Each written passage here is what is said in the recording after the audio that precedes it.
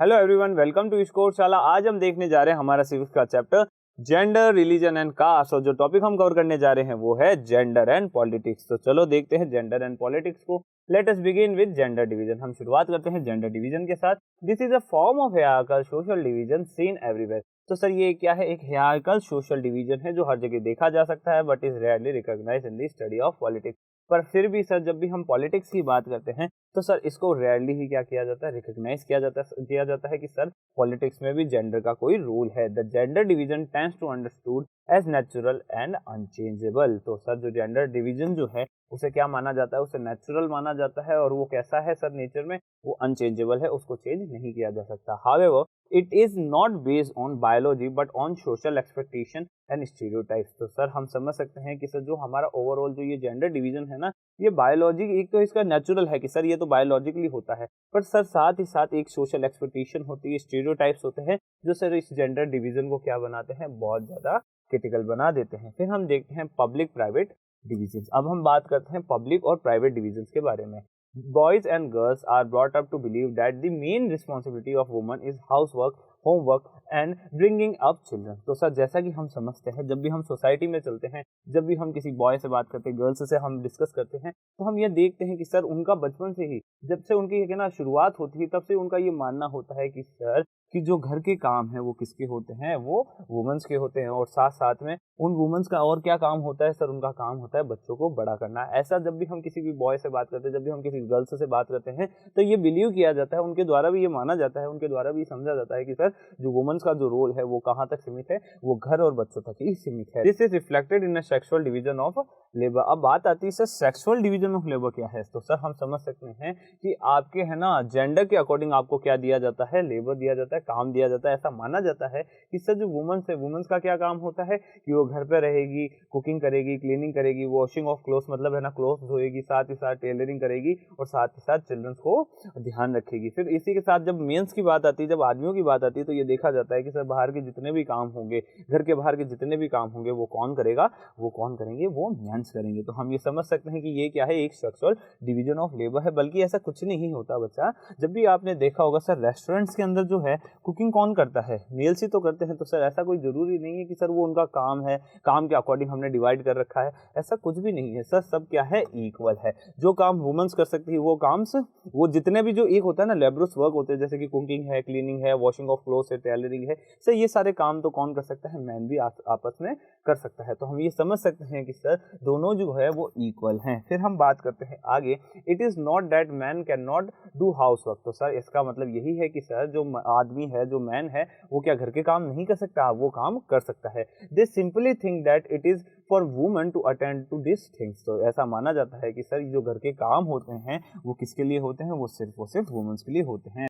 When these jobs are paid for, men are ready to take up this work। So इसी के साथ साथ sir जब इन्हीं कामों के लिए क्या किया जाता है? पे किया जाता है, पैसा दिया जाता है, तो सर जो मेंस होते हैं वो भी ऐसे काम करते हैं। मतलब सर हम समझ सकते हैं कुकिंग करते हैं, साथ ही साथ टेलरिंग भी हम देख सकते हैं। मोस्ट टेलर्स और cooks in hotels are men. तो हम समझ सकते हैं कि जितने भी टेलर्स होते हैं, जितने भी कुक्स होते हैं, मोस्टली ये देखा गया है कि सर होटल्स में वो कौन होते हैं? मैन ही होते हैं। Similarly it is not that woman do not work outside their home. तो सर ऐसा कुछ भी नहीं है कि सर जो वुमेन्स जो है वो बाहर के काम नहीं कर सकती। In villages women fetch water, collect fuel and work in the fields. तो सर जब हम गांव की बात करते हैं तो सर गांव के अंदर पानी लेकर आना, फ्यूल के लिए वुड लेके आना, साथ ही साथ जो फील्ड्स का काम है वो कौन करती है? महिलाएं ही करती है। तो हम ये समझ सकते हैं कि महिलाएं भी हमारे बराबर के काम कर सकती है, मेंस के बराबर के काम कर सकती है। In urban area poor woman work as domestic helper in middle class home. तो हम समझ सकते हैं कि सर अर्बन एरिया से अर्बन एरियाज में देखा जाता है कि जो वुमेन्स है वो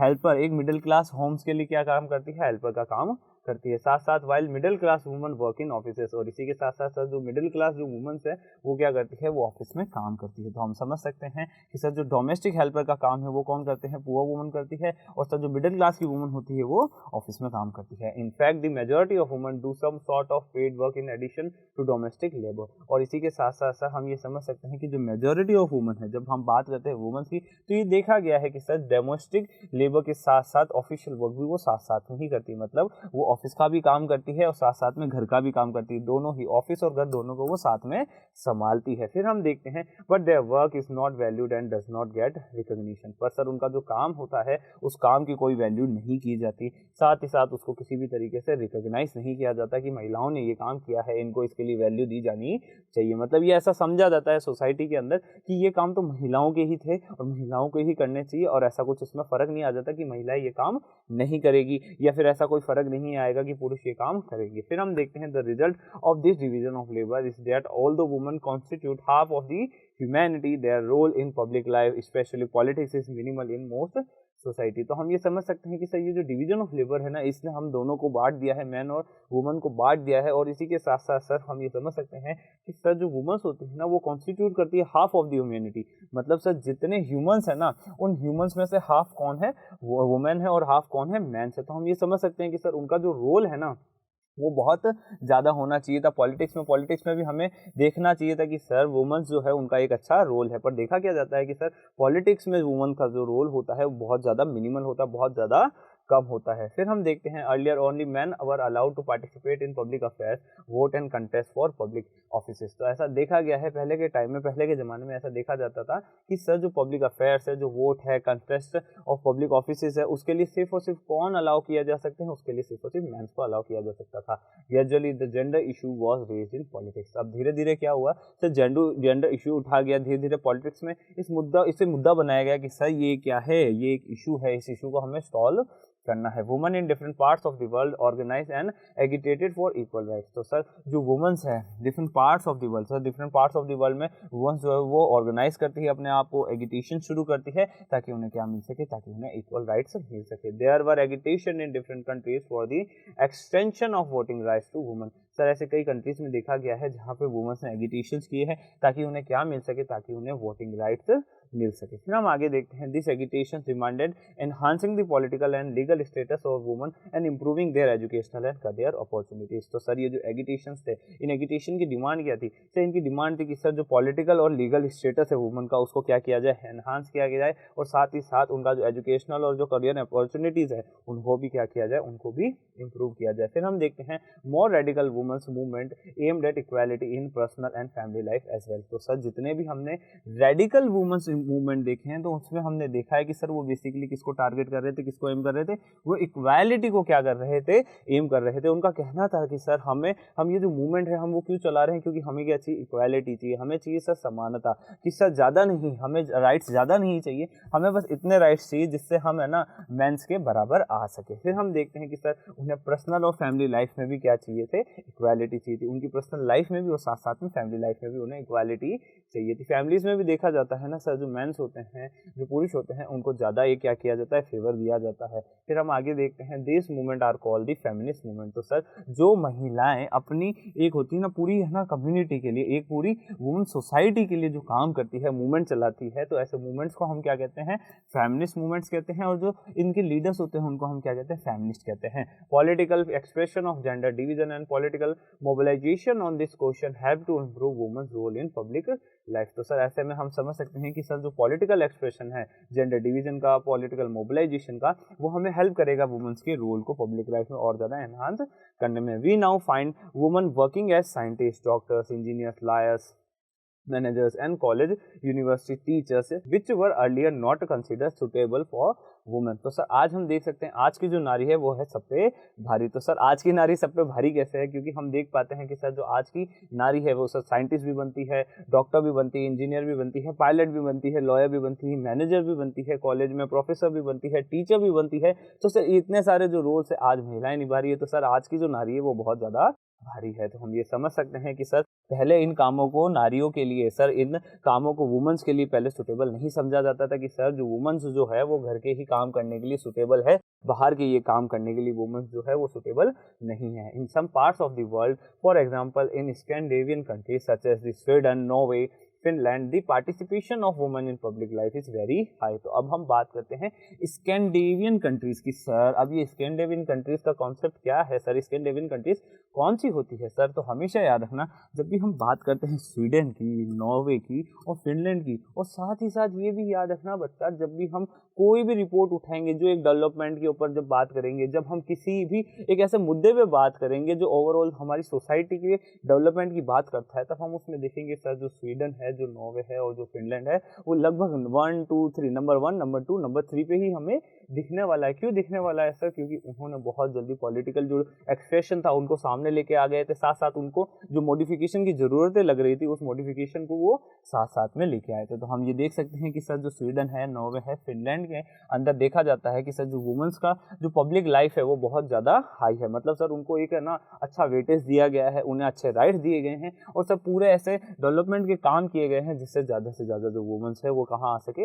इस पब्लिक लाइफ में आ सके। In our country women still lag much behind men despite some improvement since independence.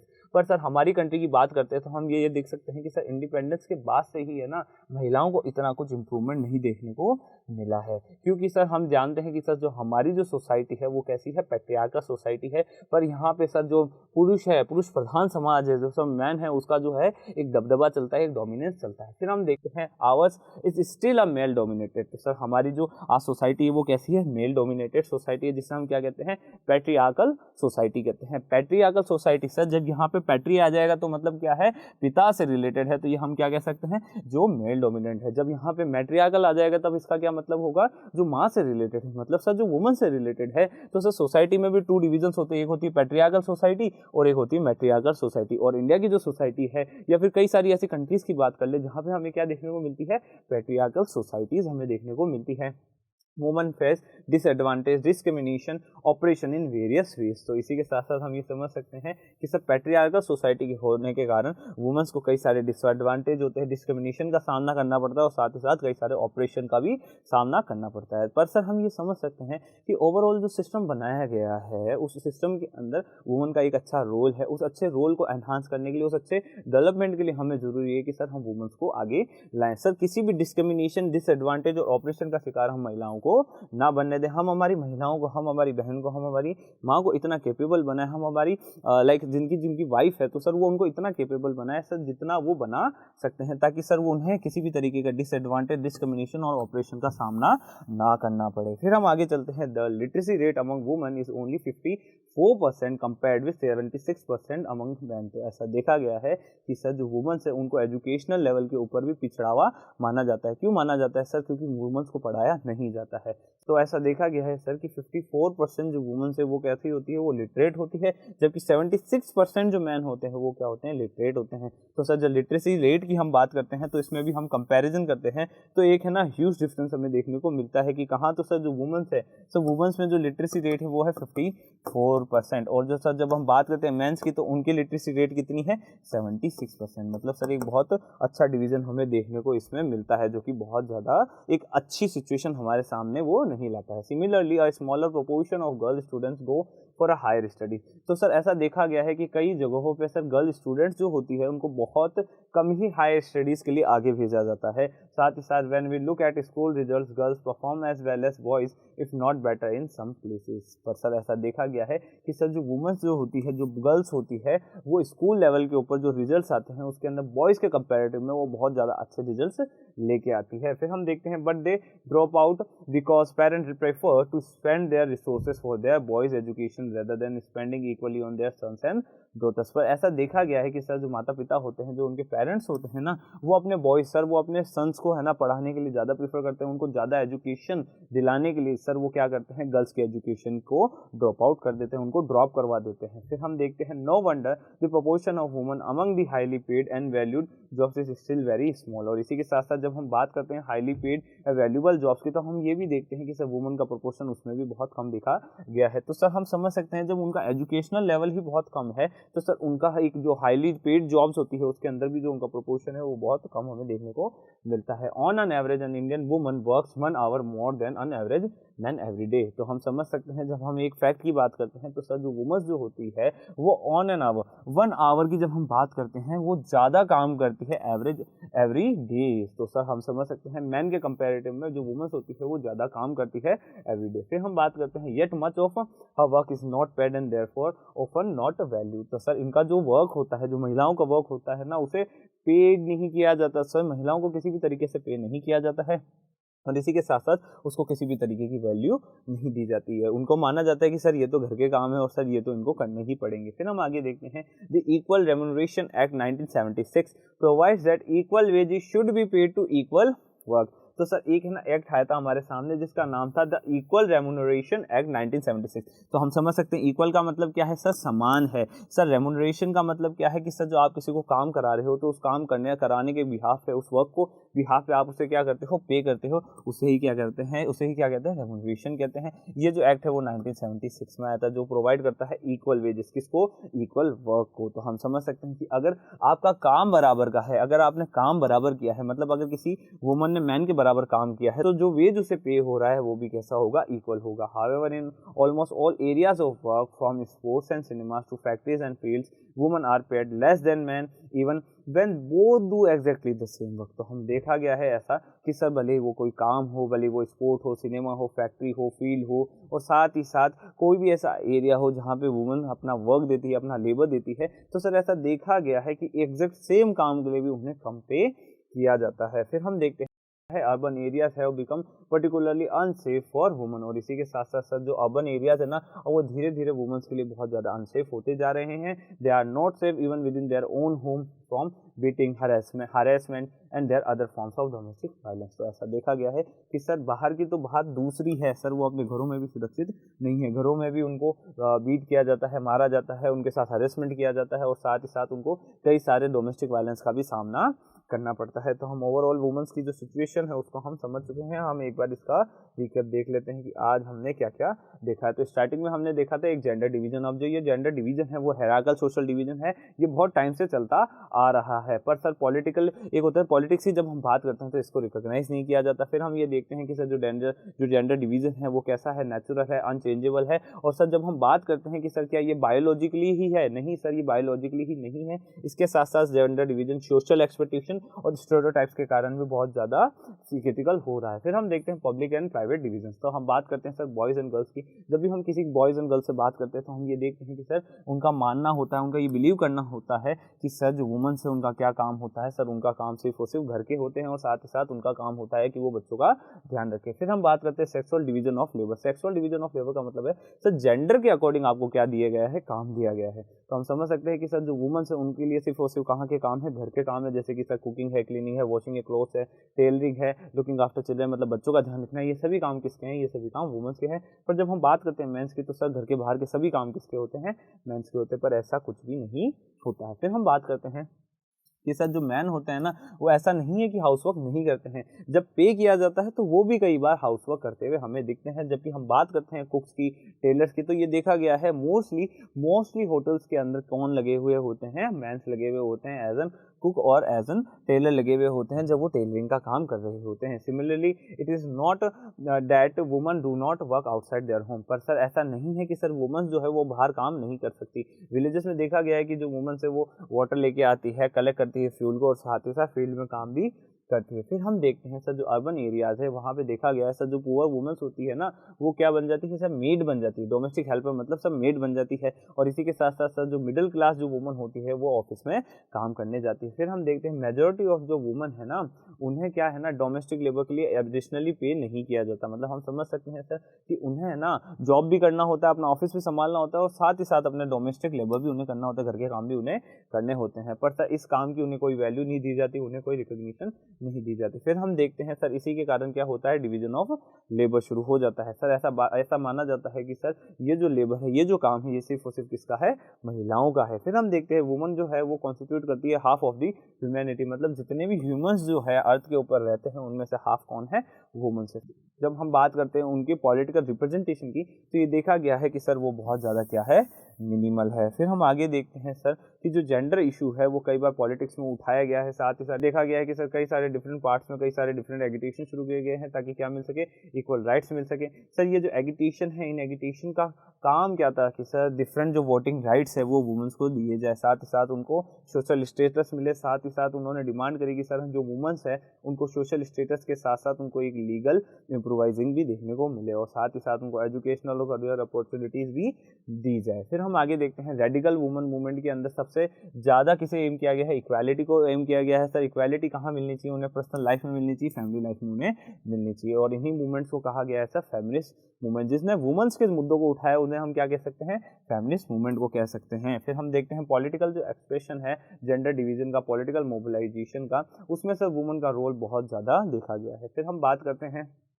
We know find woman working as scientist. तो सर हम देख सकते हैं कि जो वुमन है ना वो बहुत ज़्यादा डाइवर्स हो चुकी है, आज की नारी बहुत ज़्यादा भारी है। क्यों है सर, क्योंकि वो साइंटिस्ट भी है, डॉक्टर भी है, इंजीनियर भी है, लॉयर भी है, पायलट भी है, मैनेजर भी है, कॉलेज टीचर भी है। तो हम समझ सकते हैं कि जो आज की नारी है वो बहुत ज़्यादा भारी, मतलब बहुत ज़्यादा वो डाइवर्स है। फिर हम बात करते हैं स्कैंडिनेवियन कंट्रीज़ की। स्कैंडिनेवियन कंट्रीज़ कौन सी है सर, स्वीडन है, नॉर्वे है, फिनलैंड है। यहाँ देखा गया है सर जो वुमेन है उनका एक पब्लिक लाइफ में जो एक ओवरऑल जो एक्सप्रेशन जो है वो बहुत ज़्यादा है, और साथ ही साथ जो उनका पार्टिसिपेशन है पब्लिक लाइफ में वो भी बहुत ज़्यादा है। फिर हम देखते हैं, पर जब भी हम बात करते हैं इंडिया की, तो इंडिया इसमें बहुत पिछड़ा हुआ है। इंडिपेंडेंस के बाद से ही हमारी सोसाइटी जो है, सोसाइटी में एक पैट्रियार्कल सोसाइटी हम जिसको फॉलो कर रहे थे, तो उसमें देखा गया था कि सर वुमेन्स का इतना अच्छा रोल हमें देखने को नहीं मिलता है, साथ ही साथ उनको डिसएडवांटेज, डिस्क्रिमिनेशन और ऑपरेशन का सामना भी करना पड़ता है। जब हम बात करते हैं लिटरेसी रेट की, तो लिटरेसी रेट के अकॉर्डिंग हम एक कंपैरिजन देख सकते हैं कि सर जो मेंस है वो कितने पढ़े लिखे हैं, सर वो लगभग 76% लिटरेट है। जबकि हम बात करते हैं वुमेन्स की, तो हम देखते हैं कि सर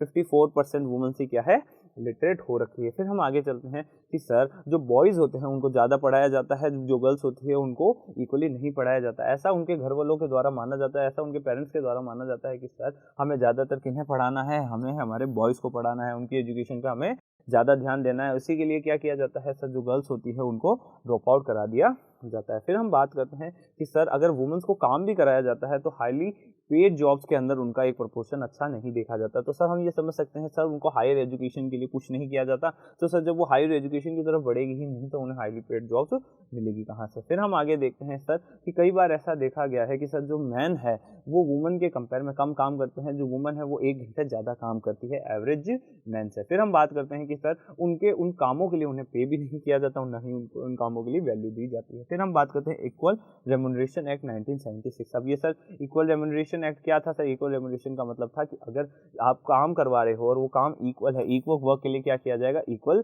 वेजेस दिया जाएगा। फिर हम बात करते हैं however in almost all areas of work. जब भी हम बात करते हैं वर्क के किसी भी क्षेत्र की, जब भी हम बात करते हैं किसी भी तरह के काम की, स्पोर्ट की, सिनेमा की, फैक्ट्री की, फील्ड की, तब ये देखा जाता है कि सर जो मैन है, मैन के कंपेयर में वुमेन्स को जो है तो ये कम किया जाता है। जब भी हम बात करते हैं दिहाड़ी की, जब भी हम बात करते हैं हमारी मजदूरी की, तब हम ये देखा गया है कि सर अगर मेल को 300 रुपीज़ पर डे पे हो रहा है तो वुमेन्स को 250 रुपीज़ ही पे होते हैं। सर ये रियलिटी है, ये सोसाइटी की रियलिटी है, सोसाइटी में यही सीन अभी चल रहा है। फिर हम देखते हैं कि ऐसे कई पार्ट्स है इंडिया के जहाँ पे जो पेरेंट्स होते हैं वो किसे प्रीफर करते हैं सर, वो सन्स को पढ़ाना प्रीफर करते हैं, और साथ ही साथ वो जो गर्ल्स होती है उनको क्या करा देते हैं, अबॉर्ट करा देते हैं। फिर हम देखते हैं कि सर ये जो सेक्स सिलेक्टिविटी है अबॉर्शन के द्वारा जो की जा रही है वो बहुत ज़्यादा गलत है। जबकि हम बात करते हैं वुमेन्स की, जब भी हम बात करते हैं गर्ल्स की, नंबर ऑफ गर्ल चिल्ड्रन पर 1000 बॉयज़ इज मेरली 914। मतलब सर होना तो इक्वल चाहिए था, पर हमारी कंट्री